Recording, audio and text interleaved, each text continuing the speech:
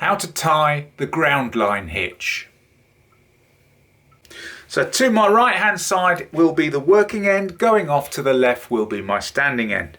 The first thing we want to do is take our working end and pass it over the bar and bring it down to the right hand side of our standing end.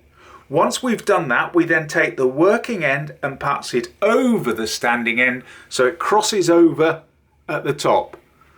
Once we've done that, we then put a bite.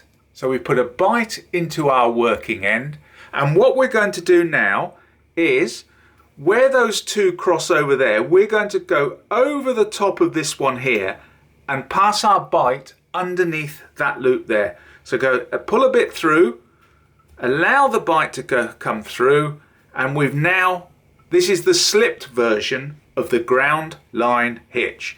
So there we have it. Dress it up nice and smartly, pull it tight, 1 in number, ground line hitch.